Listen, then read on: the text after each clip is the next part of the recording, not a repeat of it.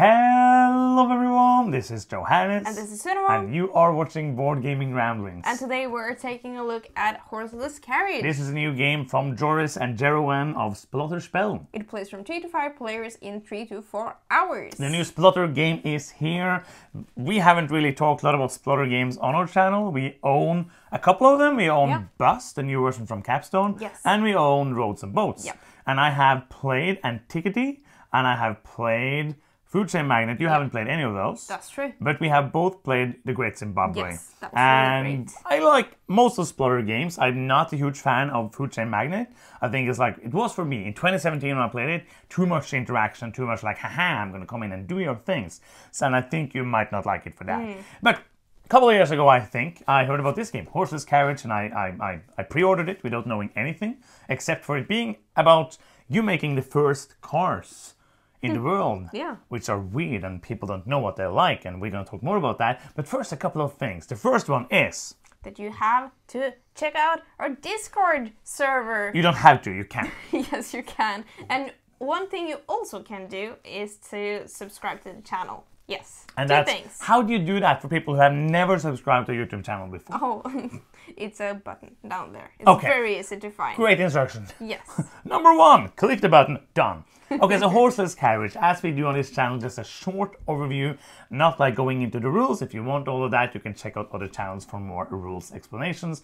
In Horseless Carriage, you are a car company somewhere in the world trying to build these horseless carriages in a way that the people want you to do. So every year of the game, the people have different demands that you have to meet, and you have to build and make cars with, for example, better design, better speed, better safety, and all of these things, reliability. And the way you do this is that you build a factory, which is like the main puzzle of the game. You puzzle a factory and you try to make it so that all of these parts connect to the car, and all of these connect to the main line, connect to the dealership, and connect to marketing, and then you can go out and actually sell the cars, which is a shared board where you try to basically snatch up the cars that the other people want so that you will sell the cars for the best prices before the other players do it. After either 7 rounds or when the time track is going to 0, the game is going to end and there's no endgame scoring. It's just the person who has sold the most cars for the most money, not most cars, just most money, is going to be the winner of Horseless Carriage. The game looks very Splotter-like. It's very few colors in this game. It's different shades of grey. Less than 50 to be exact. But it's very user-friendly, and it has to be that because of, especially with the puzzling on in your factory. Factory is the English word for this. It's a lot of car piece machines, I presume. So many cardboard pieces, Yes, and you have to at all times be like, oh, what is connected to what? What can I expand on? Where's my limits here? And you also have these teeny tiny arrows that you point different directions as well. But I think overall that the game looks understandable and like you get a nice feel of what's going on, but it still doesn't look like horrible. No, and this is a discussion that's always going to be there, and everybody who doesn't like Splotter is going to be making fun of it because it looks bad, but it doesn't really look bad. I can understand like the first version of Antiquity where you kind of had to upgrade the pieces to be able to play the game, but they've come a long way. They still don't really care. Like, that's okay. Like they have like a little blurb on the side of the box, but the back of the box is still just white. They don't even put anything on there. And I think now it's kind of it's been like their thing. I think it would be weird to not doing. It's kind of part of their marketing and part of their like charm. Is that you're gonna get that white box, and you know that is how it's gonna be. So it's, I think it started, I don't know this, but I feel like it started off because that's what easiest to do, and now it's kind of what they do. And I can understand if you have to have a game that's colorful, bright, vibrating, you're not gonna like this game. But for me, I'd rather think this, where I never wonder what things are. I never wonder like, okay, I can easily see, like, even though when you see these pictures of the factories, I don't know that during this review, you're gonna see there's a lot of stuff going on. And you need to be able to quickly glance it and see what is what. And if it was very colorful and things going on, it would be way harder. Like if you look at some boards that are super colorful, you know people, this is a different topic, because people are like, oh, this is too vibrant, too much colors, and now this is all, what can you do? No, you can't do anything right. I think it looks good. I think it looks great. I think that it fits the theme. Like you are building cars, like they're gritty, and there's very in the beginning. It's not like a Tesla with camo color. That's not what you're building. So I think like it works really well. I agree. But it's one thing it's not you're not gonna watch this review and think like, oh, I like it now. If you hate it, you hate it, and if you don't, you don't. Absolutely. They also have included this very colorful piece that is basically a plastic frame with your player color. We will get back to that because it has a very important purpose to it, but I like that component. Cool. I think that is the most like Splotter component in the game. It's a super flimsy plastic frame. It's impossible to put back in the bag. It's kind of hard to get off the board. That is kind of my least favorite. Like I love the way it works, but I hate like to interact with it. It has a rule book. Yes. It does. It is only 20 pages long. And this is one of the pages. And there's many pages that doesn't really have a lot of text, like these are a couple of the pages. There's not really any photos. It is very concise, maybe too concise. Like this is one of the rule books where I had to read it a couple of times to be like, okay, but how does that work? How, like it's so bare bones that it's kind of too minimalistic for people. And I can understand like it could, like, for example, do you have the space here to add an example? You had the space to add a little picture, to add something that makes it easier to understand, something visual. Some people learn way better by seeing an example, and that is something that this lacks. I didn't think it was. We're going to come back to the things I really like about the rules in this game later in the gameplay section, but it is just a game that is... the rulebook is not going to be the easiest to get through the first time you play. Does it have a play rate? Yes, and it's great. It is. It has like two sides to it. One with like an overview of all the machine parts, which is come in handy, and also all like the rules references on the other side. Basically has like almost all the rules on it. Yeah, really like that. Yes. And we have played this game with 3 and 4 players. It has taken us about 3 hours all of the times that we have played.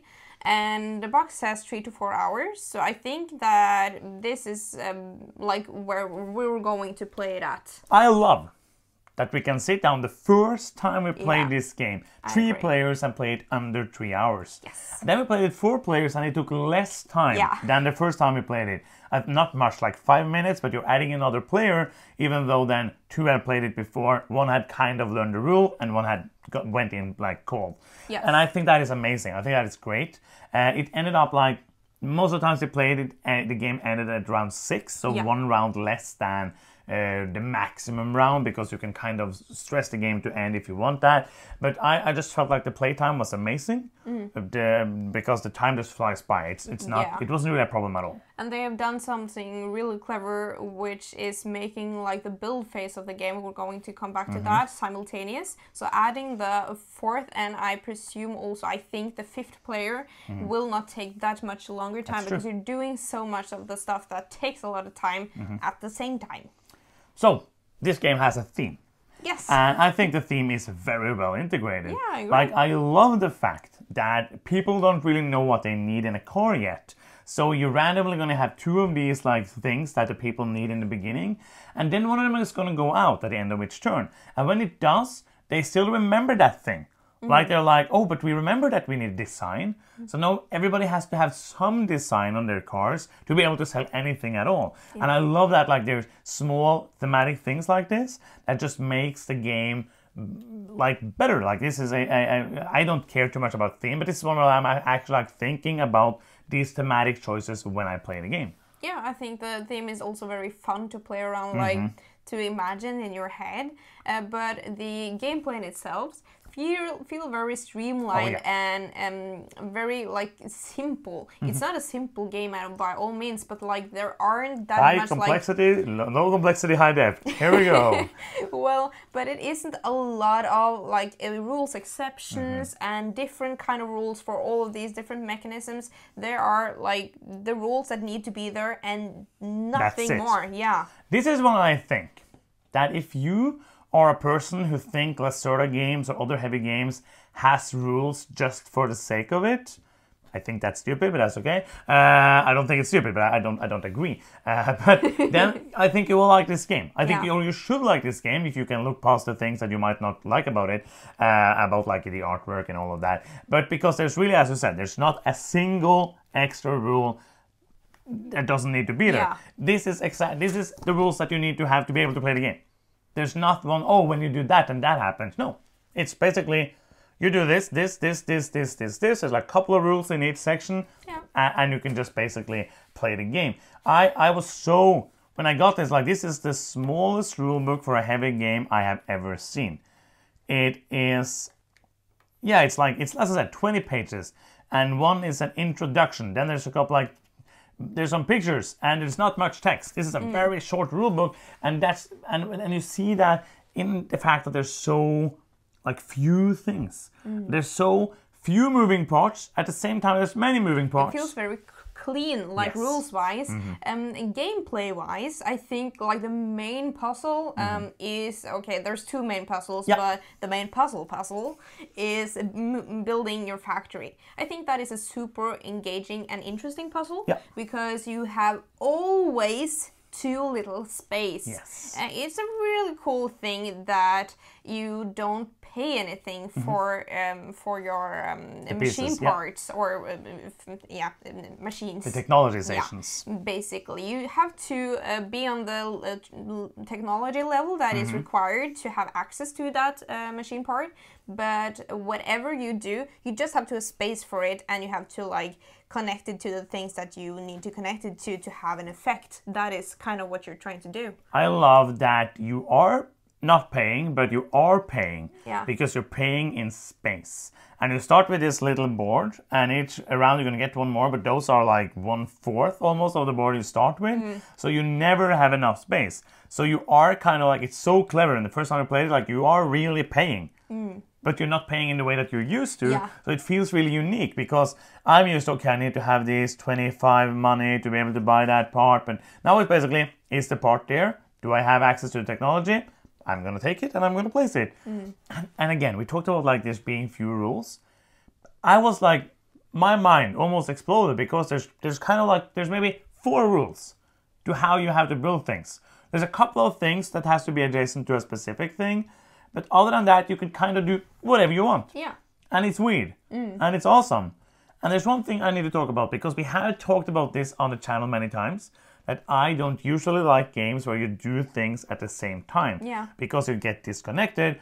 But here, my brain is so much on. Like, I can't think about what the other people are doing. And sometimes you have to do it in order because there's a piece that you need, and you are wrong in turn order, and everybody can take the piece, and there's no more pieces left, and you lose. Or you win if you're me. But then you, that planning and the building that up just feels so great and so fun. I love it. Yeah, it feels very rewarding when you manage to do the stuff that you have like seen that you're going to do. But and the first time we played with all like the regular cars, you can add like trucks and sports cars to the game, which makes it more complex. And when you're adding these, you're like, oh, okay, but I want to sell trucks now. Now I have to fit this on my board in, like together with us. And you also want to have these science thingies. The research and... Yes, thank you. I didn't know the name for this. Yes, to also to have an advantage in turn order and also get more technology. So yeah, this puzzle is really, really hard to wrap your head around and make the most optimal. And absolutely my favorite part of the game. The technology tracks, you have like a different choices. Like you can put these research things in your factory, which makes you then move as many times up on these technology tracks. You have the 5 technology tracks that you that you can move up to get better technology stations. And one thing that's great, like this already comes into player interaction, because if you watch this and you like Splotter games, you want the interaction.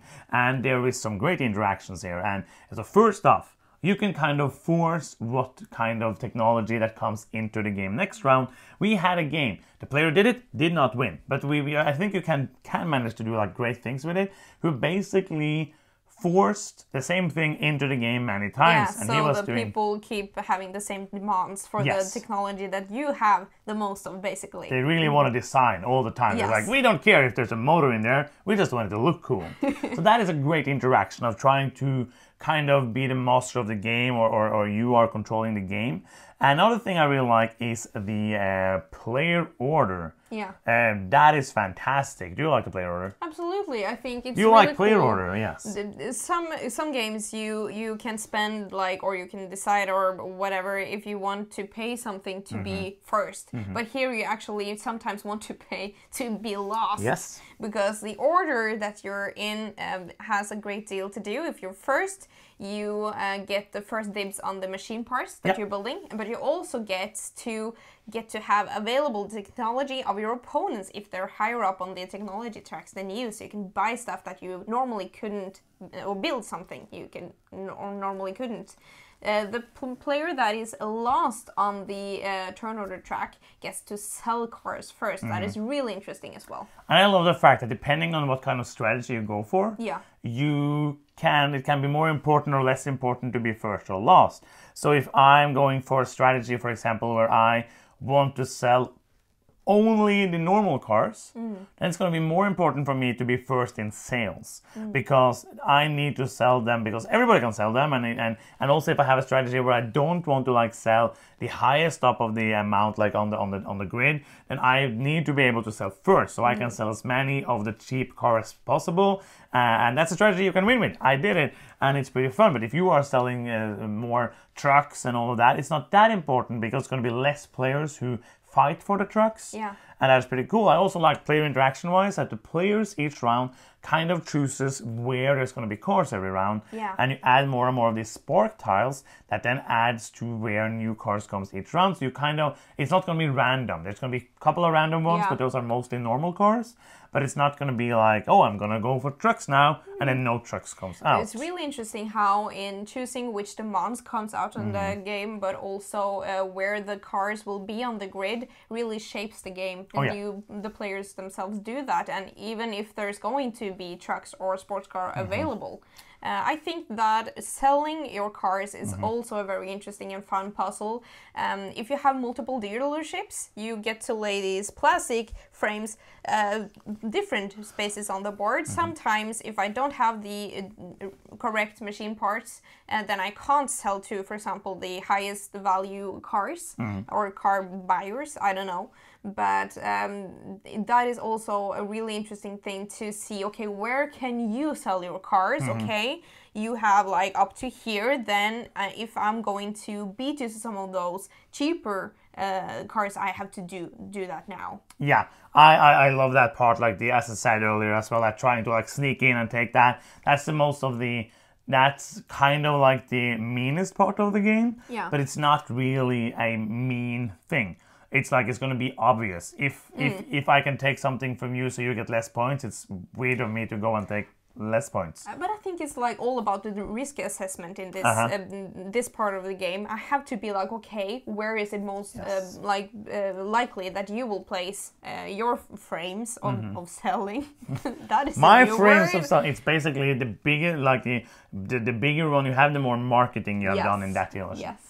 So I think that you have to try to outsmart your opponents, and also if I see that you place your frame in that sort of area, I can see like, okay, but I've placed it like partly on the same place as you. I can take your cars and also have these ones available. So I think that is cool as well. Yeah, because sometimes I'm going to be like the only person who can sell a cars in this area, for example, and it makes no sense for me to sell there first if I have more dealership that can sell. Let's talk a bit about weight and who is it for. Yeah, this is, I think, I would say a heavy game. Oh, yeah.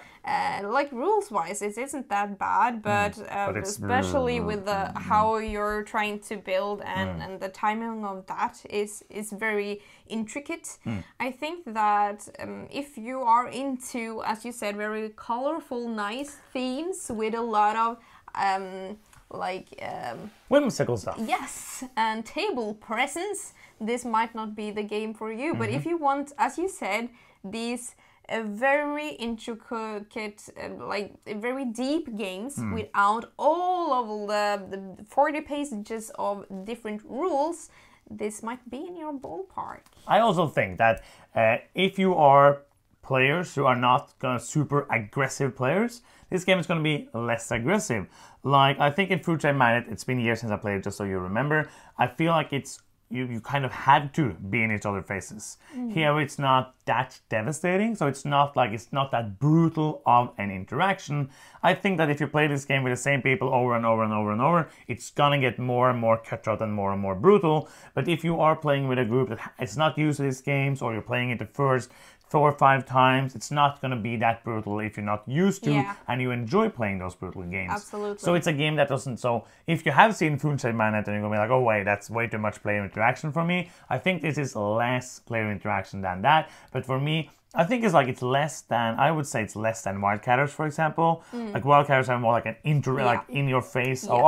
Oh, you didn't have that now, you're going to lose. Yeah. I think like many games like that has more of that direct interaction. Yes. This is more like saying the risk assessment, trying to see, oh, where can I sell the most cars? How can I do it the best possible for me? And also maybe take some cars from somebody else. And the choices of, okay, I can take 2 from you, or I can sell 3 for myself. Yeah. That is kind of like depending on, of course, if you are last place and I'm in the first, maybe it's not that important and all of that. But I think that if you are looking for another big heavy game everything you said basically, I recommend this. So let's talk about the final thoughts and some ratings. Yes. Boom. I think this is a great game. It's fresh, it's cool. I think it's nice to see such a well integrated theme and also these engaging mechanisms that works very well together. Yeah. I was very pleased with how much I liked the interaction in this game. I didn't feel like it was too punishing when you place, like when you decide to, here I want to sell your cars. The first thing you do is sell some cars. You know that every round you're going to do something of worth, and it feels very rewarding when you're building the things that you wanting to build, but it also gets you some frustration when you didn't plan for that part that you desperately need right now, and you have like a building restriction right there, so you can't place like more space there anymore. So frustrating, but very fun. I think this is a great game, so I'm going to give it an 8. I love this game. I think this is a fantastic game. This is gonna be a pricey game. Like, Splotter games are pricey, so it's gonna be... Check it out and see if you will like it. If you don't already have any Splotter titles, I think this is available now. So I think that if you want to jump into a Splotter title, I think this is a great place to start. This is what Who Is It For? I love it. I think it's fantastic, especially the puzzle of the factory is one of the most mind-bending puzzles. Like, if you enjoy... Like me, I love... Okay, I don't care about you now. And it's my final thoughts. I'm still used to doing like the final thoughts and the Who Is It For at the same time. I love tile placement games, puzzles like this. And this puzzle here is so open and free that my mind is going nuts. And it is so fun. You said it. It feels like a fresh design. It feels different. Love almost everything about it. I can't really think anything I don't like about it. I think it's fantastic. I'm going to give it a 9. Cool. Fantastic game. Horseless Carriage. That's the end of this video. 3 things. First one, Discord channel, link in the description. Join it. We talk about board games and have fun. Number 2, is there something you can do? Yes, that rhymed. You can subscribe. It's a button down there. You can even click the bell to get notifications every time we post a new video. It's fun and it's free and makes us happy like this. If you want to do something that's not free, you can. Do number 3, which is go to patreon.com/boardgamingramblings and support us there. And that is the end of this here video. Thank you for watching it. It means a lot. I'm Johannes. I'm Sunniva. And you've been watching Board Gaming Ramblings. Bye!